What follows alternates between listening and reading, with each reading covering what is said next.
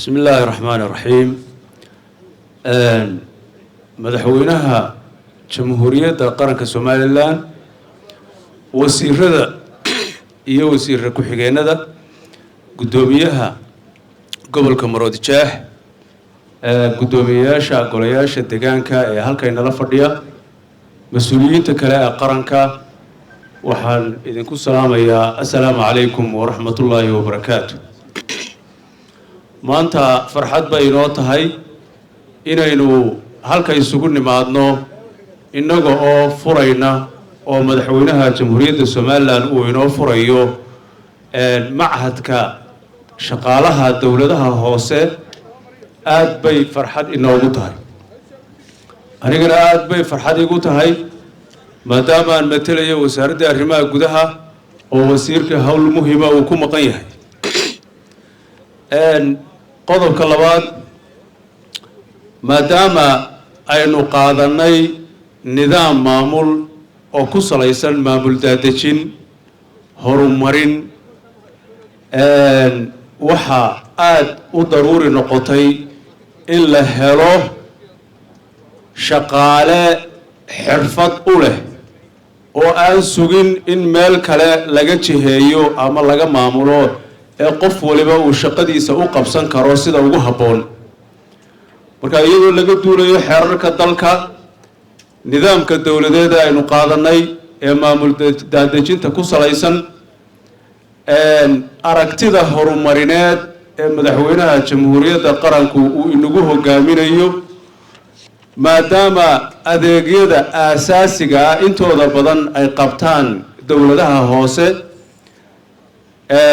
arrintaasi waxay noqotay lama huraan.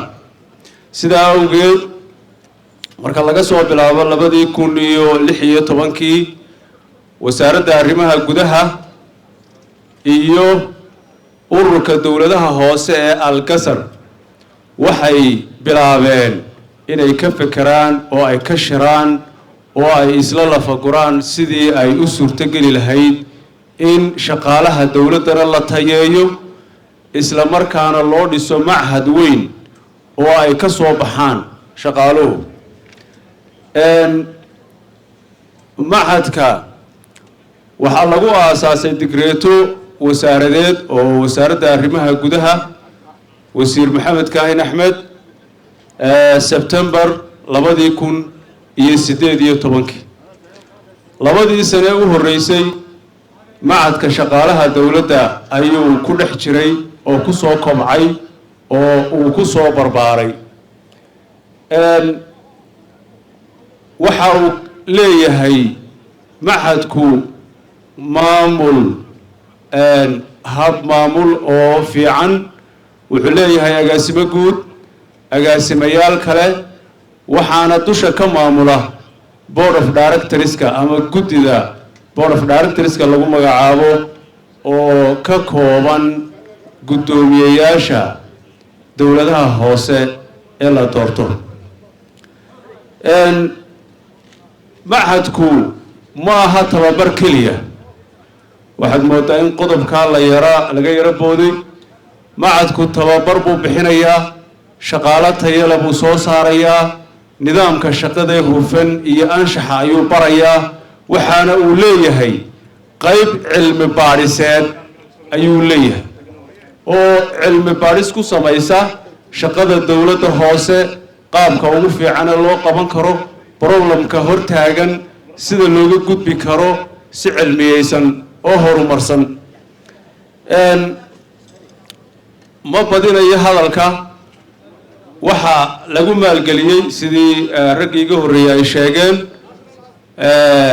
dhaqaalaha dawladda, weliba gaar ahaan kabka dawladda dhexe ay siiso dawladaha hoose. 12 degmo ayaa laga maalgeliyey. maalgelin xagga dhismaha meel kale ka timi ma jirto, xagga qalabeyntana JPLG ayaa iyaduna inaga geysatay. hadalka ma badinayo, intaasaan kusoo koobayaa. waxaan rajaynayaa machadkani inuu noqdo mid soo saara shaqaalo tayo leh oo bulshada ugu adeega si hufan oo ay ku jirto daacadnimo iyo farsamo yaqaannimo ama waxa la yiraahdo professionalism taasaan filayaa wasaaradda arrimaha gudaha haddii aanu nahayna taanu ku kormeeraynaa in ay fusho waa sidaa annagoo ka duulaynaa aragtida horumarinta qaranka ee jamhuuriyadda Soomaaliland intaasaan ku soo koobayaa wasalaamu calaykum waraxmatullaahi wabarakaatuh